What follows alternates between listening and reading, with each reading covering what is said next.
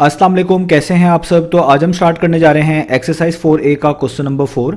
तो मेरे पास ये थिंक न्यू सिलेबस मैथमेटिक्स की बुक 2 है और उसका ये चैप्टर नंबर 4 चल रहा है। मैंने इस चैप्टर के नेम से एक सेपरेट प्लेलिस्ट बनाई हुई है, उसका लिंक भी नीचे डिस्क्रिप्शन में दिया हुआ है ताकि आप लोगों को इस चैप्टर से रिलेटेड तमाम सोल्यूशंस एक जगह पर आसानी से इसी प्लेलिस्ट में मिल सके।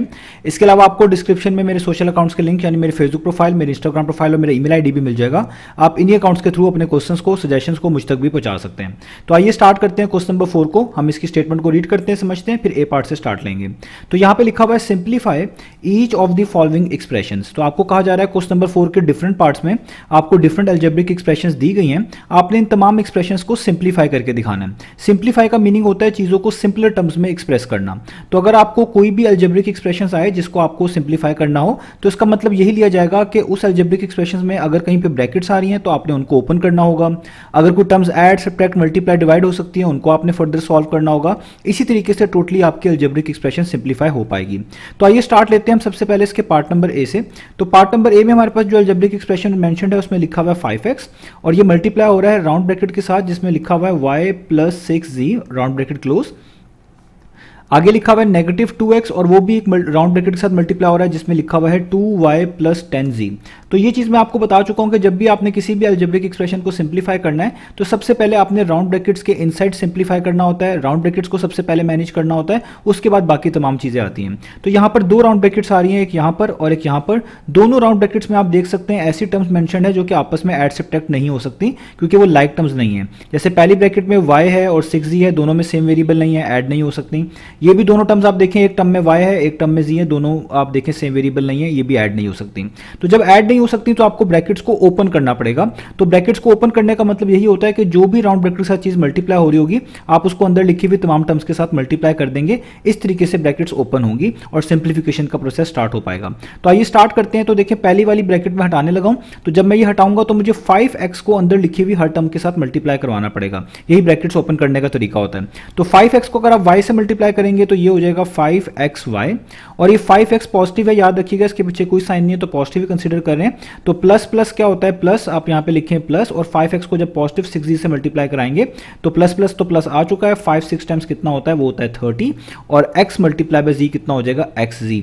यानी जब प्लस 5x को प्लस 6z के साथ मल्टीप्लाई कराया तो आ गया प्लस 30xz। अब इसी तरीके से आगे चलें, यहां पे भी राउंड ब्रैकेट्स को हटाना है। तो राउंड ब्रैकेट्स को हटाएंगे तो उसके पीछे लिखा हुआ है नेगेटिव 2x जो इस कंप्लीट राउंड ब्रैकेट के साथ मल्टीप्लाई हो रहा है। इस नेगेटिव 2x को अंदर हर टर्म के साथ हमें मल्टीप्लाई कराना पड़ेगा अगर हम ब्रैकेट्स हटाना चाहते हैं। तो मैं हटाने लगा हूं ब्रैकेट्स। तो ये माइनस 2x है, यहाँ पे 2y के पीछे कोई साइन नहीं यानी प्लस है, तो प्लस माइनस माइनस और 2x को 2y से मल्टीप्लाई कराने का मतलब है पहले 2 को 2 से मल्टीप्लाई कराएं। 2 टाइम्स कितना होता है 4 और xy टाइम्स कितना हो जाएगा xy। तो ये हो गया नेगेटिव 4xy। अब इसी तरह नेगेटिव 2x को आपने प्लस 10z के साथ मल्टीप्लाई करवाना है। ये नेगेटिव है, अंदर पॉजिटिव टर्म है तो प्लस माइनस माइनस पहले साइन लिखेंगे। अब 2 को पहले 10 से कर दें, 2 10 टाइम्स होता है 20 और xz टाइम्स कितना होता है, वो होता है xz। तो अब आप देखिए हमने ब्रैकेट्स को ओपन कर दिया, अब यहाँ पे कहीं पे भी ब्रैकेट्स नहीं आ रही। अब आपने लाइक टर्म ढूंढनी है, यानी वो टर्म ढूंढनी जिनमें सेम वेरिएबल विद सेम पर आ रहा है। तो आप देखिए पहली टर्म जो है वो 5xy है और इधर थर्ड टर्म है, इसमें भी xy लिखा हुआ है तो मैं इनको एक साथ करके लिख दूंगा। तो पहले मैं लिख दूंगा 5xy और अगली टर्म के जो साइन पीछे है उसके साथ ही लिखूंगा। 4xy के पीछे नेगेटिव है तो आप यहाँ पे लिख देंगे नेगेटिव 4xy। ये दो टर्म जिनमें सेम वेरिएबल आ रहे थे इनको इकट्ठा कर लिया। अब इस तरह बाकी को इकट्ठा करता हूं। यहां पे लिखा हुआ है 30xz, एंड पे लिखा हुआ है माइनस 20xz, दोनों में सेम वेरिएबल xz है, इनको भी ग्रुप कर लें। तो ये 30 के पीछे प्लस का साइन है तो मैं लिखूंगा प्लस 30xz और इस टर्म के पीछे माइनस का साइन है, लिखूंगा माइनस 20xz। अब इनको सॉल्व कर लेते हैं। अब देखें लाइक टर्म्स ही ऐड सब्ट्रैक्ट हो सकती हैं, तो 5xy में से 4xy माइनस करना है। तो आप पहले इनके जो कोफिशिएंट्स हैं ये 5 और 4 इनको माइनस कर लें। 5 माइनस 4 कितना होता है 1, तो आप यहाँ पे लिख देंगे 1 और xy जो होता है वेरिएबल दोनों आ रहे हैं वो साथ वैसे का वैसे ही आएगा। ऐड सब्ट्रैक्ट करते वक्त जो वेरिएबल साथ लिखे होते हैं वैसे के वैसे ही आते हैं। तो 5xy माइनस 4xy कितना हो गया 1xy। आगे चले, यहाँ पे प्लस है और यहाँ पे माइनस है, तो प्लस माइनस कितना होता है, वो होता है माइनस, यानी माइनस करना है। तो 30 में से 20 माइनस करें कितना आता है, वो आता है 10। साथ वेरिएबल जो xz हैं वो वैसे का वैसे ही आएगा और एडिशन सब्ट्रैक्शन में साइन बड़ी वैल्यू का आता है। तो 30 वाली टर्म बड़ी है 20 वाली से, तो 30 के पीछे प्लस का साइन है तो यहाँ पे भी क्या आ जाएगा प्लस का साइन। इसी आंसर को आप ऐसे भी लिख सकते हैं, अगर आप 1 नहीं लिखना चाहते आप इसको खाली xy प्लस 10xz भी लिख देंगे तो भी काफ़ी है। अब इस चीज़ से कंफ्यूज ना होइएगा कि आप xy लिखें या yx लिखें, एक ही बात है। आप xy की जगह पे yx भी कर सकते हैं, इधर xz की जगह पे zx भी कर सकते हैं। इनका आंसर तब भी आपके पास क्या रहेगा, ठीक ही रहेगा। तो ये हमारे पास हो गया इसका ए पार्ट। अब चलते हैं हम इसके बी पार्ट की तरफ। तो अब आपको सामने स्क्रीन पर पार्ट नंबर बी लिखा हुआ नजर आ रहा है। यहाँ पर भी आपको पहले इन दोनों राउंड ब्रैकेट्स को ही ओपन करना पड़ेगा, क्योंकि राउंड ब्रैकेट्स के इनसाइड तो फर्दर सिंप्लीफिकेशन नहीं हो सकती। तो आइए स्टार्ट लेते हैं। तो राउंड ब्रैकेट्स को हटाऊंगा तो राउंड ब्रैकेट्स के पीछे यहाँ पर आप देखें 4a लिखा हुआ है, और 4a को आपको इनसाइड हर टर्म से मल्टीप्लाई करना पड़ेगा। ये पॉजिटिव 4a है, तो पॉजिटिव 4a को जब b से मल्टीप्लाई करेंगे तो ये आएगा positive 4a multiply by b कितना हो जाएगा, वो हो जाएगा 4ab। b के साथ कुछ नहीं लिखा हुआ, आप अपनी आसानी के लिए 1 भी लिख सकते हैं, तब भी आप समझ सकते हैं कि 4 1 टाइम्स कितना हो गया 4, और ab मल्टीप्लाई करके कितना आ गया ab। इस प्लस के साइन को आप लिख लें तो भी ठीक है, ना लिखें तो भी ठीक है। आगे प्लस 4a को माइनस 5c के साथ मल्टीप्लाई करना है, तो प्लस माइनस क्या होता है माइनस, आप यहाँ पे लिखेंगे माइनस 4 5 टाइम्स कितना होता है, वो होता है 20, और a मल्टीप्लाई बाय c कितना हो जाएगा, वो हो जाएगा ac। तो माइनस 20 ac हो गया, ठीक है। और ब्रैकेट हटा दी क्योंकि आपने बाहर वाली टर्म को, बाहर वाले आप कह लें फैक्टर को या कोफिशिएंट को आप कह लें अंदर मल्टीप्लाई करवा दिया। इसी तरह आगे फॉलो करना है, यहाँ पे भी राउंड ब्रैकेट्स हटानी है। राउंड ब्रैकेट्स में 3b माइनस 7c लिखा हुआ है, और राउंड ब्रैकेट्स के बाहर पॉजिटिव 2 है, तो राउंड ब्रैकेट्स हटाएंगे तो पॉजिटिव 2a को पहले इससे और फिर नेगेटिव 7c से मल्टीप्लाई करेंगे। तो 3b एक तरह की पॉजिटिव टर्म ही है, प्लस प्लस क्या होता है प्लस, तो आपने प्लस ही लिखना है। 2a मल्टीप्लाई बाय 3b करना है, तो 2 3 टाइम्स कितना हो जाएगा 6, और ab टाइम्स कितना हो जाएगा ab, यानी 6ab। इस तरह पॉजिटिव 2a को नेगेटिव 7c के साथ मल्टीप्लाई करना है, तो प्लस माइनस माइनस, यहाँ पे माइनस आएगा, 2 7 टाइम्स कितना होता है 14, और a मल्टीप्लाई बाय c कितना होता है ac, तो ये हो गया नेगेटिव 14ac। अब देखिए वो टर्म जिनमें सेम वेरिएबल्स या लेटर्स आ रहे हैं, तो पहली वाली टर्म में भी ab है, थर्ड वाली टर्म में भी ab है, तो पहले इनको लिख लेते साथ। तो यहाँ पे लिख लेता हूँ प्लस 4ab, या प्लस लिख लें ना लिखें एक ही बात है। उसके बाद लिख लेता हूँ ये प्लस 6ab, ये वाली टर्म्स मैंने अलग कर ली। अब ac वाली टर्म्स अलग कर लेता हूँ, ये लिखा हुआ है नेगेटिव 20ac, और ये लिखा हुआ है नेगेटिव 14ac, इनको अलग कर लिया क्योंकि लाइक टर्म्स ही ऐड सब्ट्रैक्ट हो सकती हैं। तो प्लस प्लस क्या होता है प्लस, यानी प्लस करना है, 6 + 4 कितना होता है, वो होता है 10, और दोनों में सेम लेटर्स हैं ab, तो इधर भी आ जाएगा ab, साइन बड़ी वैल्यू का आएगा, 6 बड़ी वैल्यू है तो प्लस का साइन है, इधर आप प्लस लिख लें तो भी ठीक है, ना लिखें तो भी ठीक है, तो 10ab आ गया। इधर देखिए माइनस माइनस क्या होता है प्लस, तो 20 में 14 आप ऐड कर देंगे, यानी 20 + 14 कितना होता है, वो होता है 34। दोनों में सेम लेटर्स हैं a और c, तो ac साथ वैसे ही, साइन बड़ी टर्म का 20 वाली टर्म बड़ी है, उसके पीछे नेगेटिव का साइन है, तो यहाँ पर क्या आ जाएगा नेगेटिव का साइन। तो ये हो गया प्लस 10ab माइनस 34ac, ये हमारे पास b पार्ट का आंसर आ गया। अब चलते हैं इसके c पार्ट की तरफ।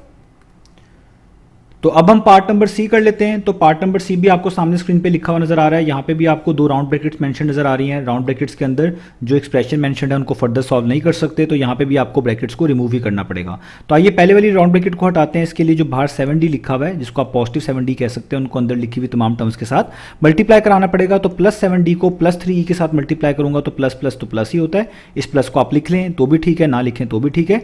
और 7 3 टाइम्स कितना होता है, वो होता है 21, और d को e से मल्टीप्लाई करेंगे तो आप डी भी लिख सकते हैं, ईडी भी लिख सकते हैं, दोनों के मीनिंग सेम है, याद रखिएगा, इसमें कंफ्यूज ना होइएगा।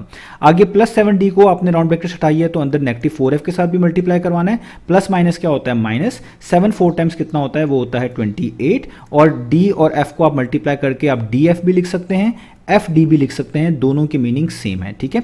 ये मैंने ब्रैकेट्स यहाँ पर हटा ली। अब यहाँ पे नेगेटिव 4d को इनसाइड मल्टीप्लाई करवाना है, तो यहाँ पे भी अगर राउंड ब्रैकेट्स हटा रहे हैं तो नेगेटिव 4d को जब 3e के साथ मल्टीप्लाई करेंगे, 3e पॉजिटिव टर्म है, ये प्लस है, ये माइनस है, तो प्लस माइनस क्या होता है माइनस, आप यहाँ पे माइनस लिखेंगे।